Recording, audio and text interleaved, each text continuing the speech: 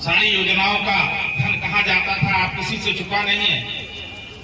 इसी समड़ेर में 2017 से पहले क्या हाल होता था, लोग 5 बजे 6 बजे अपने घर में घुस जाते थे।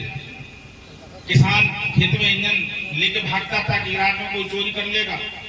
गाय भैंस को अपने कमरे में अंदर बांधता कि रात में कोई खोल ले जाएगा। भाई बहन बेटी कोई 4 बजे के बाद दिखाई नहीं देती थी। घर का कोई बड़ा बूढ़ा अगर बदायूं या बरेली गया है तो जब तक वो आ नहीं जाता था सांस नहीं आती थी। लेकिन आज वही सरकार है, वही प्रशासन है, लेकिन एक काम करने वाला व्यक्ति सरकार पे काबिज है और योगी आदित्यनाथ जी के नेतृत्व में किसी माई के लाल की हिम्मत नहीं है।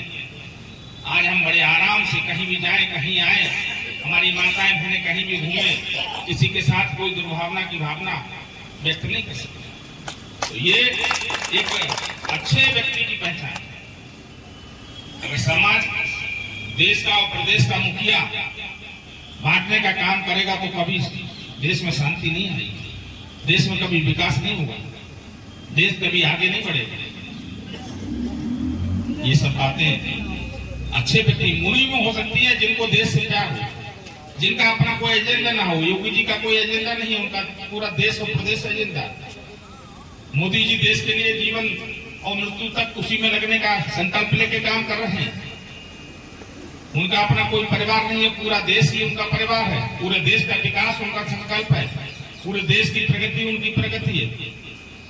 तो ऐसे दो हमको लगता है नायाब हीरे हमको मिले हैं, जिनके नेतृत्व में प्रदेश और देश दिनों दिन विकास की ओर अग्रसर होने के साथ साथ शांति के साथ जीने का अधिकार दे रहा है। चाहे वो युवा हो, चाहे माता बहनें हो, चाहे बुजुर्ग हो, चाहे किसी के साथ अन्याय अत्याचार दुराचार अनाचार नहीं हुआ। सब लोग बिना खाना लिए गए, 10-10 दिन रहे। अगर कल्पवास के रूप में महीने भर सबको भोजन की व्यवस्था है, सबको रहने का स्थान दिया गया, सबको एक साथ गंगा मैया में स्नान करने का एक कीर्तिमान बनाया है कि हम चाहे वो अनुसूचित जाति हो, पिछड़ी जाति हो, चाहे हमारे सामान्य जाति के लोग हों, एक गंगा मैया में सब लोग खड़े होकर स्नान कर रहे हैं, उसमें आचमन कर रहे हैं और एक पंक्ति में बैठकर प्रसाद ग्रहण कर रहे हैं। ऐसा अनूठा उदाहरण विश्व में कहीं देखने को नहीं मिलता। लोग कहते हैं हमारे देश में छुआछूत। आप कल्पना करिए कि हम लोग एक साथ नहा रहे हैं, लोग उसमें कुल्ला भी कर देते हैं, लोग उसमें गंदगी भी डालते हैं, लेकिन बिना भेदभाव सब लोगों ने आत्मसात होकर सामाजिक समरसता का परिचय देकर, चाहे स्नान हो, चाहे आचमन हो, चाहे प्रसाद ग्रहण हो, सबने साथ मिलकर उत्तर प्रदेश की सनातनी संस्कृति को मजबूत करने का काम किया। और मैं उत्तर प्रदेश ही नहीं, भारत की सभी सनातनी जनता का कोटि कोटि धन्यवाद देता हूं कि उन्होंने 66 करोड़ से अधिक संख्या में आकर उत्तर प्रदेश सरकार द्वारा आयोजित प्रयागराज के महाकुंभ में हिस्सा बनने का काम किया है। और मैं समझता हूं इससे हमारी सनातन और संस्कृति पूरे विश्व में परचम लहराने का काम करेगी। उनमें कोई हीन भावना ना हो। आदरणीय योगी जी, आदरणीय मोदी जी और हमारी भारतीय जनता पार्टी की सरकार दिव्यांगजन भाई बहनों के साथ खड़ी है। और यही नहीं कि हम ट्राईसाइकिल देने का काम करें।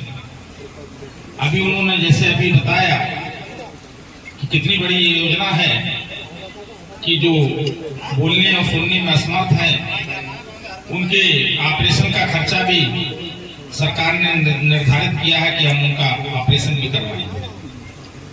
दिव्यांगजनों के लिए अन्य जो सहायक उपकरण हैं, चाहे वो व्हील चेयर हो, कैलिपर्स हो, कान के सुनने की मशीन हो, अन्य जो भी स्टिक हो, ये सब हमारे सरकार के एजेंडे में है।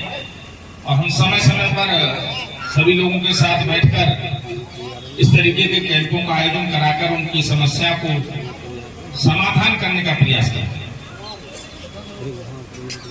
हमारे दिव्यांग भाई बहन कहीं किसी से कमजोर नहीं है। उनको साधन मिले, उनको संसाधन मिले तो वो भी हमारी तरीके से अपने जीवन को सजाने संवारने का काम कर सकते हैं। वो भी किसी पे निर्भर नहीं रहे, लेकिन उनकी तरफ देखने की आवश्यकता है। अपने घर में भी कहीं बच्चा कोई कमजोर होता है तो उसको अलग से खिलाने पिलाने की व्यवस्था करते हैं।